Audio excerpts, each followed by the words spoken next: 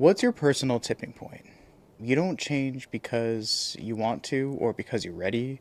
You change out of necessity because you're done. It's rarely planned or graceful, and it often feels like everything's kind of unraveling at once. A lot of times, it's that decision that you can't avoid making anymore. It's time to stop tolerating what you shouldn't. It's time to take a step towards something else, or to finally put yourself first instead of avoiding that project. And then there's the realization that something really profound needs to be addressed. You know, you run out of stuff to watch on Netflix, and then next thing you know, you're standing in the mirror wondering, who am I? Realizing you need to be more present for yourself, for the people around you that you love, and for the things that are important to you. If you let fear creep in, if you allow a bad environment and a bad support system to talk you out of doing the things that you need to do in your life, you're going to get stuck there. It always feels scary when your old scaffolding, right? Whatever was holding you up before, very OSHA not approved scaffolding, right? And now it has fallen away. And it feels like nothing's left. But there's a new footing being built. And as you take steps, as you take each thing a day at a time, a step at a time, it gets better.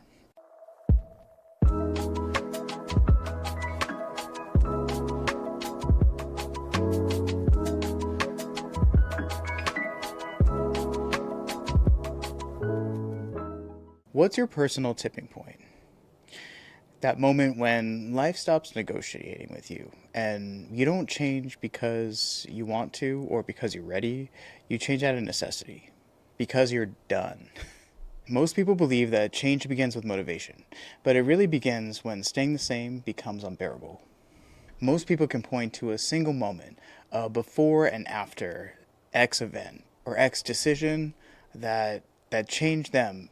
That was like the beginning of the avalanche that everything fell apart, but it all came together and they slowly started to figure things out and get to a stable ground. Maybe for the first time ever. It's rarely planned or graceful, and it often feels like everything's kind of unraveling at once. This video is about the tipping point, the moment that starts the avalanche. Not because you want the chaos, but because truth finally outweighed fear for you. I see this all the time with clients. There's always like one event that becomes a catalyst for them coming to a life coach, them going to get help, them making major change in their life at some point. It's typical things you might expect. Your spouse approaches you and says, I want a divorce. Big change there. The death or the loss of someone close. A horrible relationship or heartbreak. Complete burnout or some kind of mental health crisis. And honestly, over the last 6 years or so, the pandemic has been a big one in my business. It being the initiation for a lot of change, a lot of realizations, a lot of deep reflection that causes people to come to those certain breaking points, that tipping point, right, where everything needs to change. So what are the common forms it takes? A lot of times it's that decision that you can't avoid making anymore. It is time to finally leave that terrible relationship. It's time to stop tolerating what you shouldn't. It's time to take a step towards something else. Or to finally put yourself first instead of avoiding that project. And then there's the realization that something really profound needs to be addressed. This one came up during the pandemic a lot. A lot of people sitting alone at home with themselves and their own thoughts, and you run out of stuff to watch on Netflix and you run out of flour to bake bread, and then next thing you know, you're standing in the mirror wondering, who am I?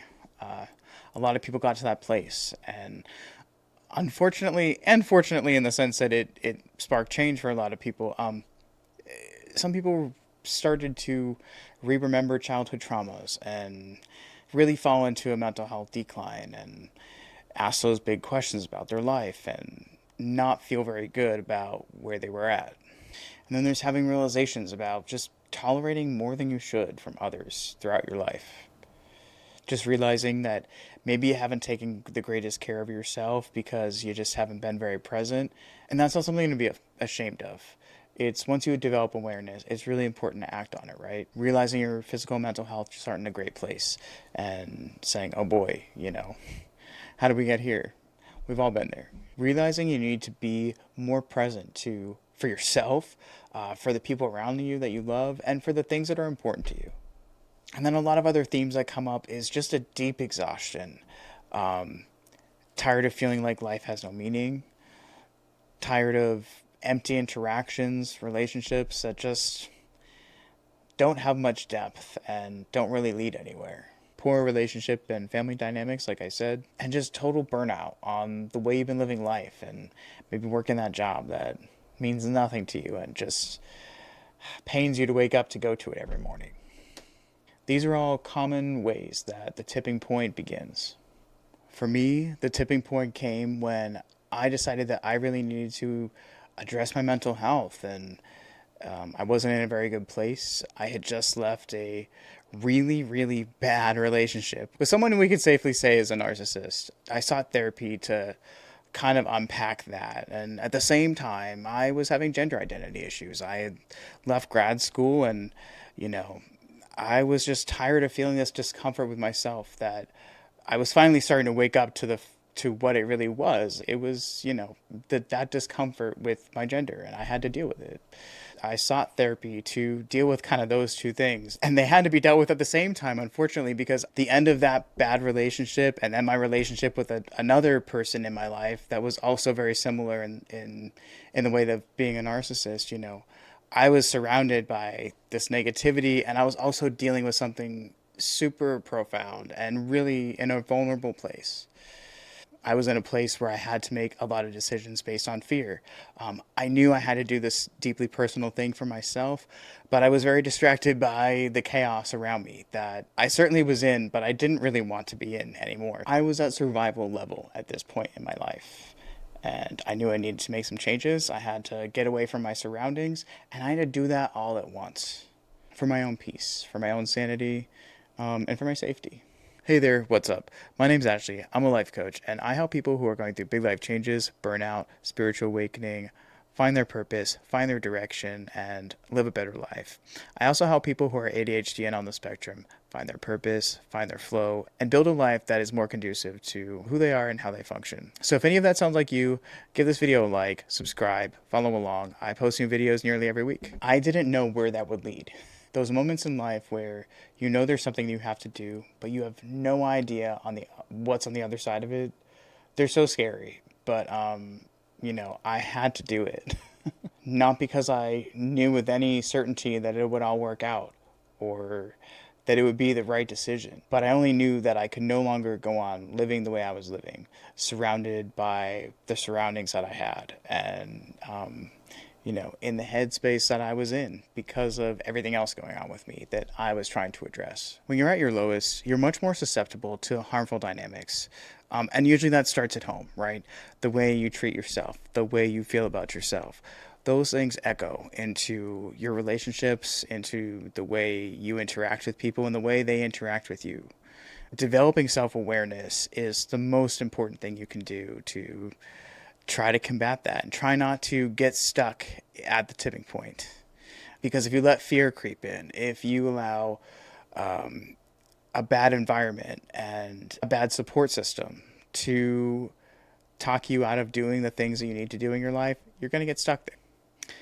And being vulnerable and lacking self awareness at the same time, it's what I like to call narcissist delight. This is the place in your life where you need to be careful about the relationships you have. And many people do this. This isn't about shame. It's about learning that self-awareness from maybe your past experiences or something you're going through right now. I allowed narcissists into my life because I was in a bad place. When you're vulnerable and when you have low self-esteem, you miss a lot of red flags. And having that realization, while really important because I made the changes that I needed to make in order to remove myself and do better and create much better relationships built on love and trust and generosity. But making those changes still came with emotional consequences, a lot of hurt feelings, and very worldview changing events. Luckily for me, worldview changing in a positive way ultimately. Sometimes events like this in your life, they can shatter your perception of reality and what you thought was important. And that can be really destabilizing for a while. That emptiness of leaving what you know and what you might maybe be trauma bonded to for the unknown. And the unknown being the change you need to make that you don't really know how it's going to pan out. Going through these experiences, it's not weakness. It's simply just a lack of awareness of the importance of protecting yourself, protecting your energy, and your peace. And we all go through it. There's going to come a point in your life where you need to make some radical change.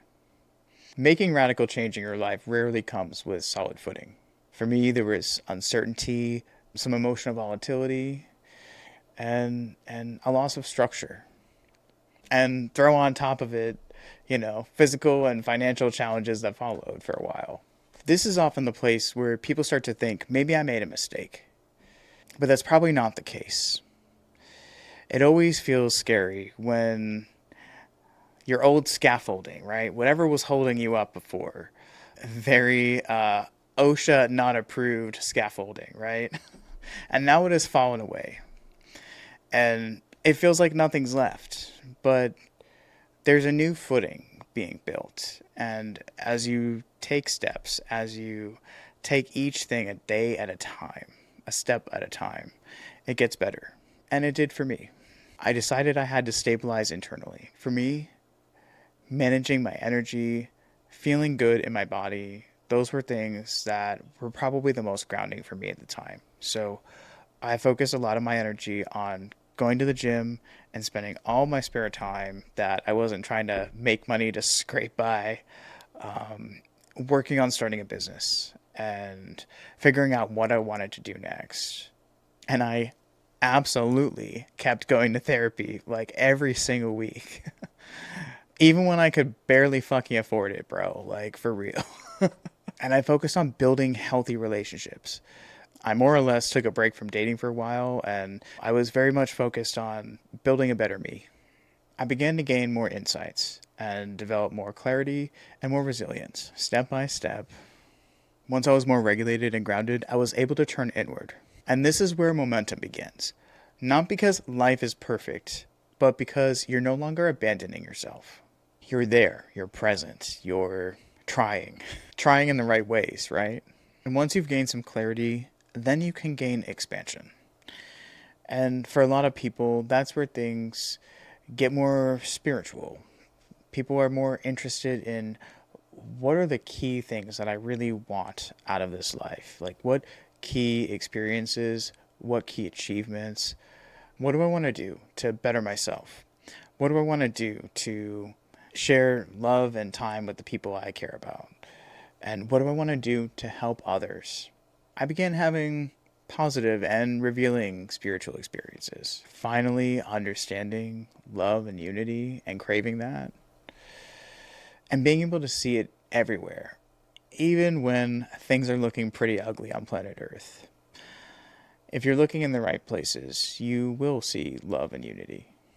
While awareness of what's going on out there is important, what you choose to fill your mind with is a choice. This is usually the point in life where people find their spiritual selves, often following a big tumultuous, phase of life, season of life where you've got to make those big changes. Like I said, we've reached that tipping point where something big has got to change. That's often where people become more open, either because they've just so much gone through hell, or they've just reached that expansion phase where they're like, well, what's next? Like, what do I really want here out of life? Once you're out of like being off the hamster wheel and trying to survive day in and day out with just your thoughts alone, you can ask yourself bigger questions. It takes a while to get there, and that's okay. Where you're at is where you need to be, and doesn't mean that you need to stay there, but it's okay to be where you're at. For me, a deep curiosity began. I became much more interested in what humans are and why we're here and what we should be doing with our lives.